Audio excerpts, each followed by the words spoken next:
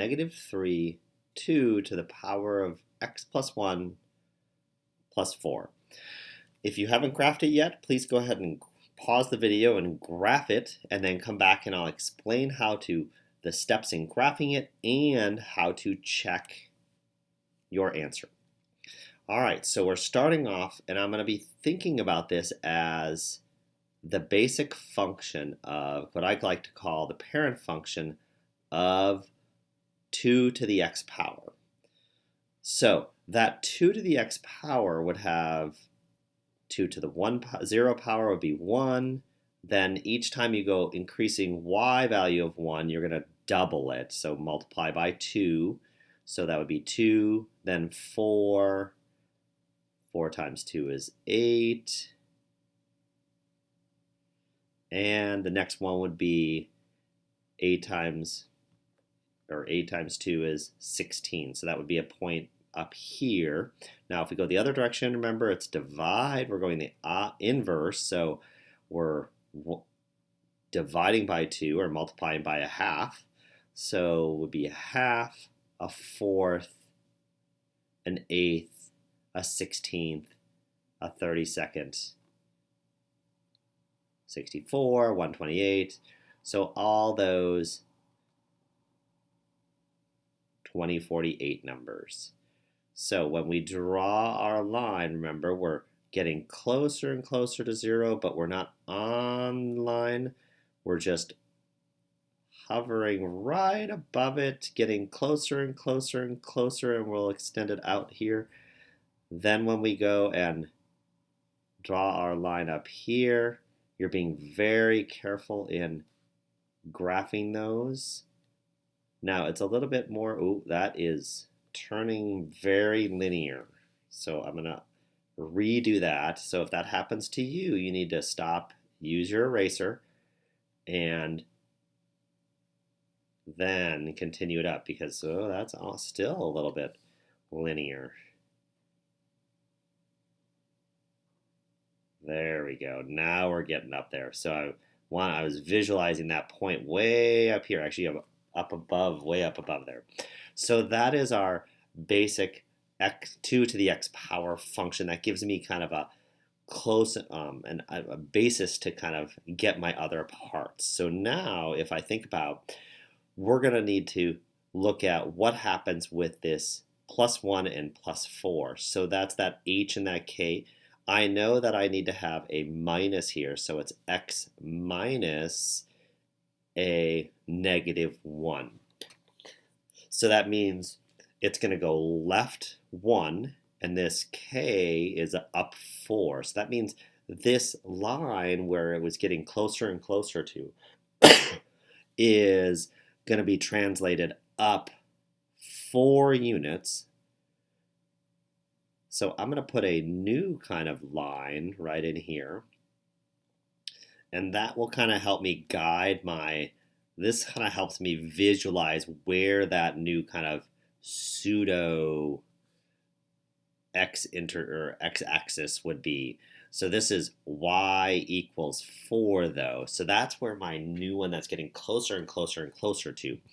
So that would then, that point, if I look at this point 1, which was my y-intercept for my parent function, I'm going to translate that up 4. 1, 2, 3, 4. Notice how it just moved up 1 from that axis of that new kind of y equals 4 line. And then we're going to translate it left 1, because with that h up with the x gets translated left 1. So now this next point, same kind of thing. It was 2 up, which would be from our y equals 4. It's that I don't want to put a point there. I just wanted to use it as a reference. So that point right there would be a left 1. And then you notice see how it's from that x, that y equals 4. If I move over 1, it was 1. Then it was doubled, which was 2. And then if we move over 1 more for x, that would be 4. Then if we move over 1 more, it would be 8. So there's my exponential growth right there that we've translated up and translated left. Now I can think of it going the other direction as a half, a fourth, a 16th or eighth, then a 16th, 32nd, 130, 164th, 128, 1256, 512, and then when I draw my line, it's going to be just a shading of one because that's what's going to be that reference for the next step. Now remember, where are we heading up towards? That would have been 8. No, 8 up, which would have been 2, 4, 6, 8. Should have been right here. So I'm a little off on my line. So I'm going to redraw that one and get my reference point there. So it's about 2 up there. I liked all the other part of my line, but then there it goes, right towards that one. Now I'm going to look at, okay, what does this 3 tell us? Okay, I'm not going to worry about that negative. That's my last step. So this means my y values. So y values from my y equals 4, not from the axis or the x-axis, but the y value is multiplied by 3. So that means all these y values, this one is a 1 right here, it's going to be multiplied by 3. This 2y value would be multiplied by 3, so there's 3 of them, 4, and then 2 more, or 6. This y value is 4, which then would be a y value of 12, so it would be way up there. This y value of a half would be 3 halves, so that would be 1 half, 2 halves, 3 halves. 1/4 would be 3 of those fourths. 1/8 would be 3/8, which would be just a little bit more than a fourth. And as I'm going, I'm kind of thinking it's 3 times as big, but it's going to stay above, getting smaller and smaller, staying above that green line. So I'll just rough in a light one there and try to stay above that line and above those green. And then, ooh, I like that. That was good. So the last step is that negative. So this negative right here means that we reflect across y equals 4 because it's been translated up 4 units from over here. For k, then we have to translate it, we have to do the reflection across that one. So we're reflecting it across that y equals 4. So I'm going to start over here with the 1 1/2, so that's going to drop down to 1 1/2. 2, no, that's 3, so it'll be down 3 from my y equals 4. Then it'll be down, or wait, it was up 6, so down 6, 4, and then 6 more.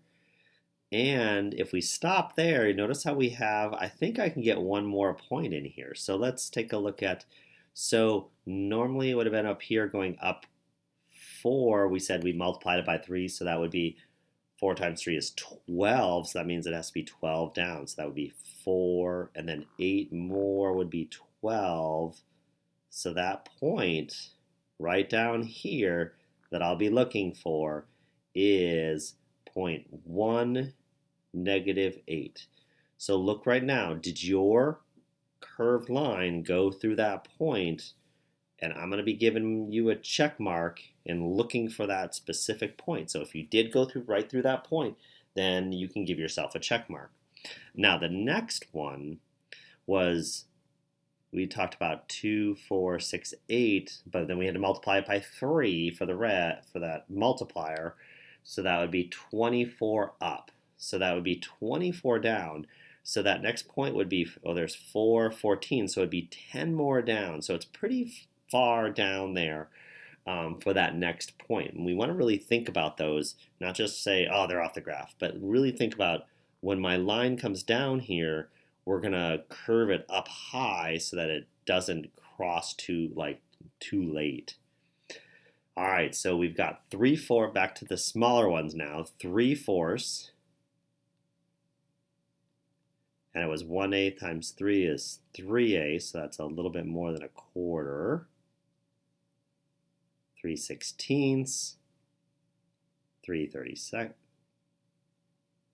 seconds, closer and closer and closer to that y equals 4, but we're not going to go over that. So when we draw our line, we're going to stay above, we're going to stay above that, below that line, so we don't go above it. And then this is the tricky part for me.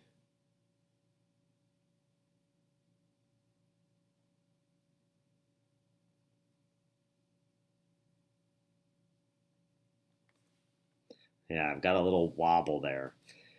It's because I have to pull my pen. Let me redo that. I wasn't very happy with that. So we'll resituate this. There we go. That's a better one.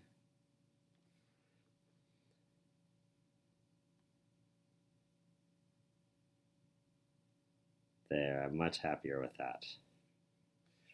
So what we're looking for, what I'm looking for is this point 1, -8, this point -2 as a y-intercept, 1, -1, 1, this point -2, 2.5, and then getting closer and closer and not being on or crossing that line. You also have arrows on each end and extending past those lines. Now, remember, we're not shading like this because what a line represents, even a curved line, is the number of, like, infinite number of points here. So if you're kind of shading, what that indicates is that you've got points above and below, which means you did not graph a function. And this blue line is a function.